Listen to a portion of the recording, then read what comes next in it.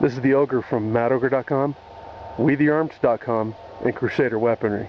And I've got a real quick tailgate review of my very favorite truck gun today. And this is a Mossberg 930 SPX. And let me show you a couple of things I like about it. Number one, the side saddle. Number two, adjustable rear ghost ring sight. You can see that? Okay. Number three, high visible, protected fiber optic front and side post. Thumb safety, right up here. So I activate this, ready to fire, all safe. So I can keep my finger up off the trigger and keep my thumb on the safety, so I'm ready to go.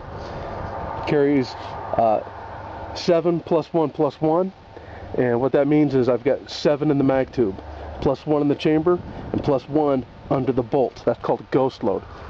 So that gives you 9 rounds on board. 6 shells in the side saddle. This is a fantastic setup for high capacity guys who want to have that extra capacity. No matter how cool the gun is, it comes down to how good it functions. This is a very cool gun, but does it function? The answer to that is an absolute yes. It functions very well. Mossberg hit a home run with this gun. It's very reliable. In fact, so reliable, I kid you not, I've got about 3 cases of shells through this bad boy, and I have not had a single malfunction. You know, shooting shot to shot, it does what it's supposed to do. Now,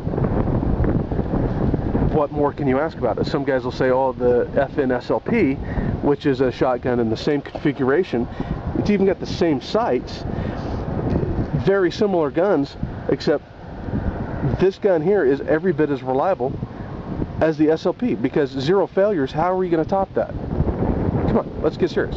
Yes, the SLP is a nicer gun as far as fit and finish of the parts. It's a good looking gun, but the Mossberg is a freaking warhorse. It shoots everything I've put through it, and it's been 100% reliable so far, knock on wood. But so far it's been 100%, and I don't see what any gun shop commando is going to do or say that's going to convince me that the SLP is actually more reliable. It ain't. This has been just an absolute tank. I'm very happy with it. The side saddle, this is from Tacstar. There's another good one out by Mesa Tactical, which is very good, and which one you get is just a matter of preference. I like the Tacstar. One of the things I like about it, I like the big bolts on one side, and here's why. Because I can always keep my finger indexed, and if I know my finger's resting on those bolts, I know that I'm in a safe position. This is kind of a memory thing for me. I remember that my finger is away from the trigger, so if I fall, you know, a natural reaction is to tense up your muscles when you fall.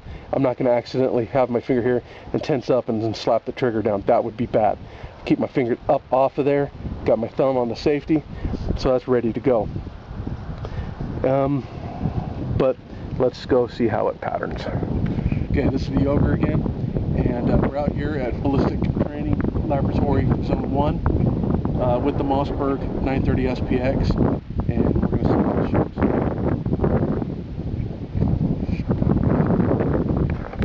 Okay, I'm out here at the Ballistic Testing Laboratory Zone 1 with the Mossberg 930 SPX, which carries a super powerful 12-gauge shotgun shell. This bad boy carries double-aught buck, 9 pellets, the standard load of police officers around the world. Let's see how it shoots.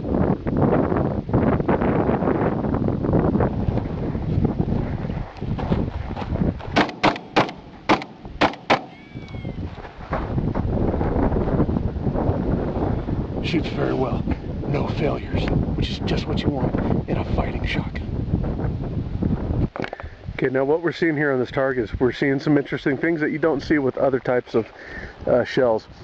These big holes here, the big holes are actually from the wadding, and the wadding can be very unpredictable, and you can see it came out and cut an almost perfect circle down here. That may or may not have enough energy to seriously hurt somebody. But you can see from this distance we had really tight groups, you know, that you can pretty much cover with your hand. And a lot of people say that you know, you don't even have to aim with a shotgun.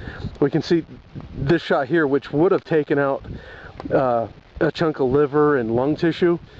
It would have definitely affected the target. But if I didn't hold, this was a second shot, I believe. I'll have to look at the tape again. But my shot was off a little bit. Could have been a miss. That may not be an instant stop on the threat. The rest of the targets, the rest of the shots hit up into here, into the A zone where I wanted to hit, and one shot was over here. Again, wadding, doing a lot of weird things. That's unpredictable, and because of this unpredictability, you do not want to try to do a hostage rescue kind of thing going on with the shotgun.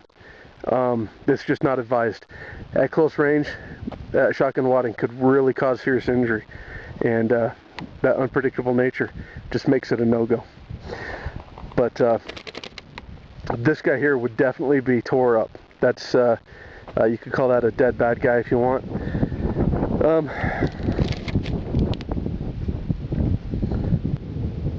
This is the Winchester 12 gauge PDX-1 load, and this is 3 double-aught buck pellets sitting on top of a 1-ounce slug. And we're going to check this out and see how this performs at about 15 and then about 25. Go.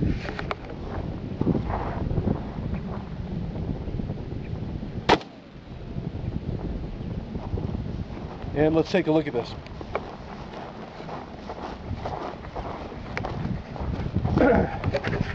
Okay, here's what it did. Here's the slug crunching through the paper targets in the cardboard. 1 pellet, 2 pellets, 3 pellets. Here's the wadding creating a big brutal hole. So that's about 15 paces. Let's go back a little bit farther. Alright, close range patterning.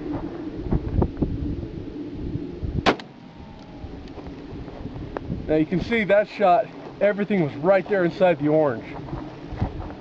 This is a standard double-aught buck Winchester. Everything inside that orange circle, I mean, that is hitting like just like one big solid mass, and that is going to tear anything up. Pretty much doesn't matter what you're shooting at this point. I like BB shot. I wouldn't go below BB shot, but BB shot would have done pretty much the same thing. Let's go back a little bit further.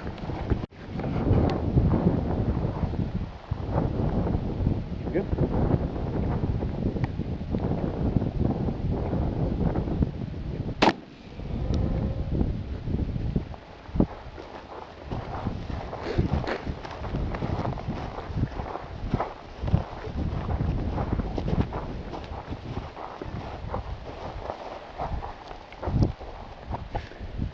Okay, the second slug hit above the first one. Wait a second. That may be wadding. I'm not sure what that is, because I've got these two interesting hits here. One, a real clean cut, looks like that could have been a slug. Looks like this could be wadding, or maybe the wadding broke in half. Here's one pellet hit off the target. Here's another pellet.